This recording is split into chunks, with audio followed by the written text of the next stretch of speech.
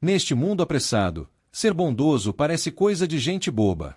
Vivemos tempos em que a malícia é exaltada como inteligência e a compaixão é tratada como ingenuidade. Mas, e se eu te disser que existe um segredo escondido justamente nessa aparente fraqueza? O Salmo 41 começa com uma promessa ousada: bem-aventurado é aquele que atende ao pobre, o Senhor o livrará no dia do mal. Isso vai na contramão de tudo o que a sociedade grita. Enquanto muitos correm para acumular, aqui está uma verdade polêmica: a proteção verdadeira não está em riquezas, mas em como você trata quem não tem nada para te oferecer. Curioso?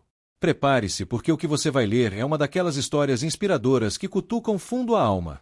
Era uma manhã cinzenta em São Paulo quando Arthur, um jovem executivo de uma multinacional, decidiu pegar um caminho diferente para o trabalho. Ele não sabia, mas aquele pequeno desvio mudaria sua vida para sempre. Ele era daqueles caras que acreditavam que tudo se resumia à meritocracia, que cada um colhe o que planta. No entanto, o destino estava prestes a desmontar suas certezas como um castelo de cartas. E se eu te contar que o dia do mal chegou para ele, mas não da forma que ele esperava? Agora acompanhe comigo este conto de superação e fé, porque nele você vai encontrar não apenas drama e luta, mas também mensagens motivacionais que podem acender em você a chama da esperança e da coragem para acreditar em si mesmo, mesmo quando tudo parece desmoronar. O encontro inesperado. Arthur tinha pressa como sempre. Gravata alinhada, café na mão, fones de ouvido com notícias financeiras sobre o mercado de ações. Mas naquela esquina, perto da Sé, um senhor de barbas brancas, roupas rasgadas e olhar cansado lhe estendeu a mão. Arthur, quase automaticamente, fingiu não ver. Porém, algo o incomodou. Talvez fosse a frase que ouviu ao fundo, quase sussurrada: quem ajuda o pobre, empresta a Deus. Naquela tarde, deitado em sua poltrona confortável, Arthur não conseguiu tirar a cena da cabeça. Aquele olhar lhe perseguia, como se tivesse atravessado sua armadura de indiferença. No dia seguinte, no mesmo ponto, o homem estava lá de novo. Só que dessa vez Arthur parou. Comprou-lhe um lanche, trocou algumas palavras, e pela primeira vez em muito tempo, sentiu uma paz estranha. Aos poucos esse gesto se tornou rotina. Não era muito, um almoço, uma conversa, um ouvido atento. Mas a cada dia, Arthur sentia como se uma parte endurecida de si começasse a se desfazer. Ele começou a perceber que a vida não era só sobre negócios, metas e cifras.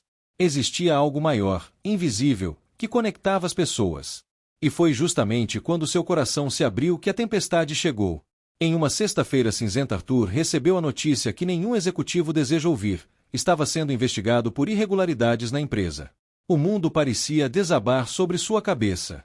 Amigos se afastaram, colegas cochichavam pelas costas, e até mesmo aquele em quem mais confiava no trabalho traiu, jogando toda a culpa sobre ele. Era o dia do mal.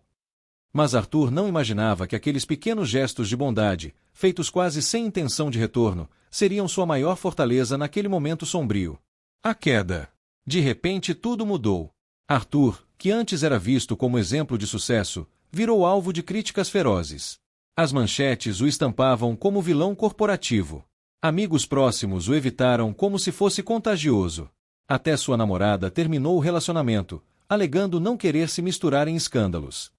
Sozinho em seu apartamento, Arthur caiu em profunda tristeza. Passava horas encarando o teto, sem forças para se levantar. Era como se tivesse sido engolido por uma doença invisível, exatamente como o Salmo descreve: cuidam que uma doença má se me pegou, e agora que descaiu, nunca mais se levantará. Foi então que ele lembrou daquele senhor da praça. Levantando-se com dificuldade, decidiu procurá-lo. E lá estava ele sentado no mesmo banco, como se o esperasse. Ao ver Arthur, o homem sorriu e disse: eu sabia que você viria. Essas palavras caíram sobre Arthur como bálsamo. Durante semanas, entre conversas simples e olhares compreensivos, Arthur encontrou algo que o dinheiro nunca tinha lhe dado: um sentido de pertencimento. O homem não tinha nada para oferecer, nem títulos, nem contatos, nem fama, apenas escutava e aconselhava. Aos poucos Arthur começou a se reerguer. Não porque a crise tivesse passado, mas porque descobriu que havia vida mesmo no meio das cinzas.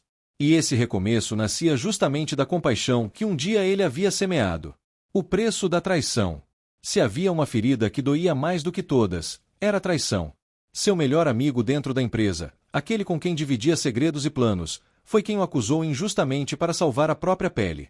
Arthur lembrava-se do Salmo: até o meu amigo íntimo, em quem eu confiava, que comia do meu pão, levantou contra mim o calcanhar. Essa dor parecia insuportável. Não era apenas sobre perder um cargo ou uma reputação. Era sobre ver que confiança, algo que ele acreditava ser sólido, podia se despedaçar em um instante. Arthur chorou como há muito tempo não fazia. Mas foi justamente na noite em que a solidão parecia mais cruel que algo aconteceu. Deitado, orou com palavras simples: Senhor, tem piedade de mim. Sara minha alma, porque pequei contra ti. Não pediu riqueza, não pediu vingança. Pediu apenas cura interior. Na manhã seguinte, sentiu uma leveza estranha.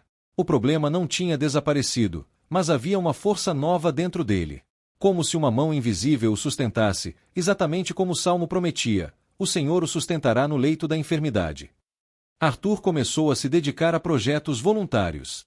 Ajudava pessoas em situação de rua, dava palestras em ONGs, compartilhava suas experiências.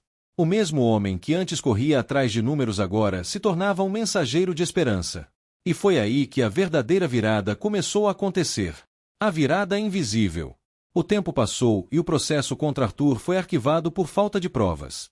A verdade veio à tona, e o verdadeiro culpado foi descoberto. Mas, curiosamente, Arthur já não buscava vingança nem reconhecimento. Seu coração estava focado em algo maior: viver de forma íntegra e ser instrumento de mudança. Ele passou a acreditar que cada gesto de bondade era como uma semente invisível, que no tempo certo germinava em algo poderoso. E realmente germinava. Pessoas começaram a se inspirar em sua história, convites para palestras aumentaram, e sua vida tomou um rumo totalmente diferente. Arthur entendeu que a proteção prometida no Salmo não significava ausência de problemas, mas força no meio deles. Não era sobre ser poupado da dor, mas sobre não ser destruído por ela. Ele começou a escrever um livro contando sua trajetória, misturando quedas e aprendizados, erros e redenção.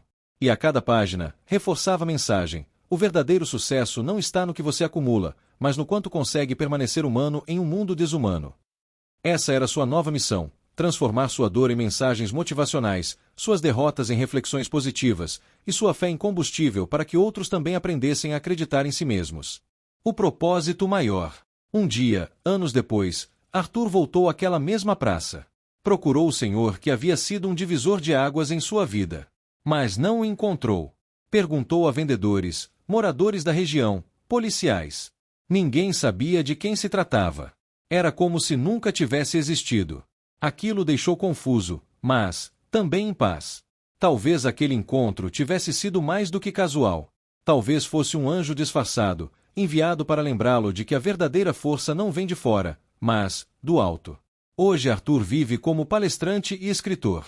Não carrega mais a obsessão pelos números, mas o desejo de deixar legado.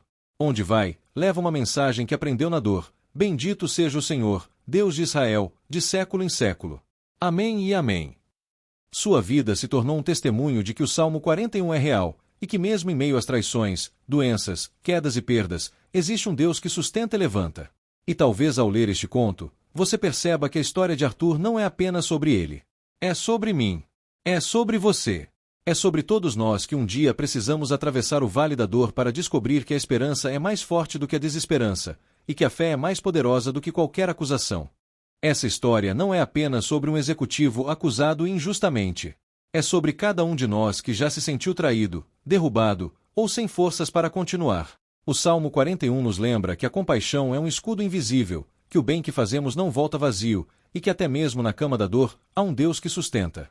Agora, eu te pergunto, e se o seu maior milagre não for livrar-se do problema, mas descobrir quem você se torna no meio dele? Deixe nos comentários o que mais falou com você nesta história. Compartilhe se acredita que alguém precisa ler essa mensagem hoje. Porque no fim das contas, histórias de fé e esperança não servem para serem guardadas, servem para serem vividas e multiplicadas.